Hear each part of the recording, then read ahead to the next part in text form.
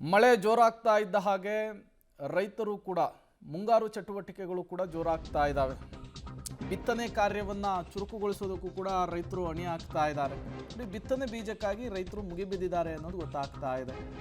ಹಾವೇರಿ ಕೃಷಿ ಇಲಾಖೆಯ ಮುಂದೆ ರೈತರು ಇದೇ ವಿಚಾರಕ್ಕೆ ಸಂಬಂಧಪಟ್ಟಂತೆ ಆಕ್ರೋಶ ಕೂಡ ಹೊರ ಹಾಕಿದ್ದಾರೆ. ಬೆಳಗ್ಗೆ 6 ಗಂಟೆಯಿಂದ ಸಂಜೆವರೆಗೂ ಕೂಡ ರೈತರು ಕಾದಿದ್ದಾರೆ ಬೀಜಕ್ಕೆ, ಗೊಬ್ಬರಕ್ಕೆ. ಸೋಯಾಬೀನ್ ಬೀಜಕ್ಕಾಗಿ ರೈತರ ನಡುವೆ ತಳ್ಳಾಟ ನೂಕಾಟ ಕೂಡ ಆಗಿದೆ.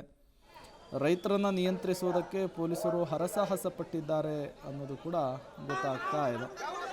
ಈ ಬಾರಿ ಮುಂಗಾರು ಚೆನ್ನಾಗಾಯಿತು ಅಂದರೆ ಬಿತ್ತನೆ ಬೀಜಗಳಿಗೂ ಕೂಡ ಡಿಮ್ಯಾಂಡ್ ಜಾಸ್ತಿ ಆಗುತ್ತೆ, ಗೊಬ್ಬರಕ್ಕೂ ಕೂಡ ಡಿಮ್ಯಾಂಡ್ ಜಾಸ್ತಿ ಆಗುತ್ತೆ. ಆ ಕಡೆ ಮಧ್ಯಪ್ರಾಚ್ಯದಲ್ಲಿ ಬೇರೆ ಯುದ್ಧ ನಡೀತಾ ಇದೆ. ಈ ಸಂದರ್ಭದಲ್ಲಿ ಗೊಬ್ಬರ ಬೀಜ ಸಿಗುತ್ತೋ ಇಲ್ವೋ ಅನ್ನುವಂತಹ ಟೆನ್ಷನ್ ಕೂಡ ರೈತರಿಗಿರುತ್ತೆ.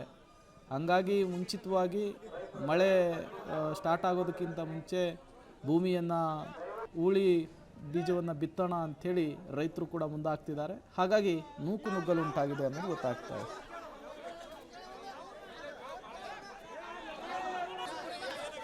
ಡೀಟೇಲ್ಸ್ ಕೊಡೋದಕ್ಕೆ ಫಕೀರಯ್ಯ ದೂರವಾಣಿ ಸಂಪರ್ಕದಲ್ಲಿ ಜಾಯ್ನ್ ಆಗಿದ್ದಾರೆ. ಫಕೀರಯ್ಯ, ಯಾಕೆ ಈ ಸಮಸ್ಯೆ ಅಂತ?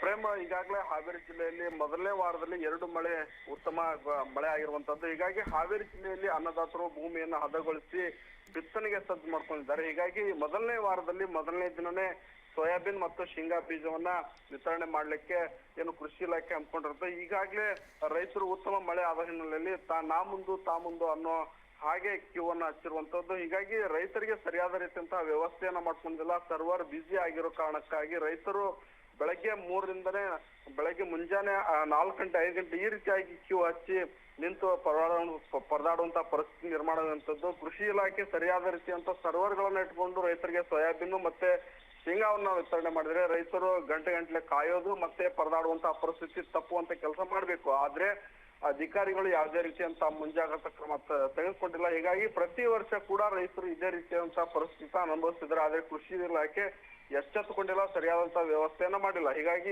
FID ಅದನ್ನ ತಂತ್ರಾಂಶದಲ್ಲಿ ಏನು ಎಂಟ್ರಿ ಮಾಡ್ಬೇಕು, ಅದೆಲ್ಲ ಹರಸಾಹಸದ ಕೆಲಸ ಇದೆ. ತಂತ್ರಾಂಶ ಕೂಡ ಸರಿ ಇಲ್ಲ. ಹೀಗಾಗಿ 3-4 ಗಂಟೆ ಕೂಡ ರೈತರು ಎಲ್ಲ ಹಣವನ್ನು ಕೊಟ್ಟು ಕಾಯ್ದ್ರು ಕೂಡ ಇದು ಸರಿಯಾದ ವ್ಯವಸ್ಥೆ ಸಿಗ್ತಾ ಇಲ್ಲ. ಹೀಗಾಗಿ ರೈತರು ಒಂದೇ ದಿನಕ್ಕೆ ಸೋಯಾಬೀನ್ ಸರಿಯಾದ ರೀತಿಯಂತಹ ಬಿತ್ತನೆ ಬೀಜ ಸಿಗ್ಬೇಕು ಅನ್ನೋ ಕಾರಣಕ್ಕಾಗಿ ತಾ ಮುಂದೆ ಅಂತ ಕ್ಯೂ ಹಚ್ಚಿದ್ರು.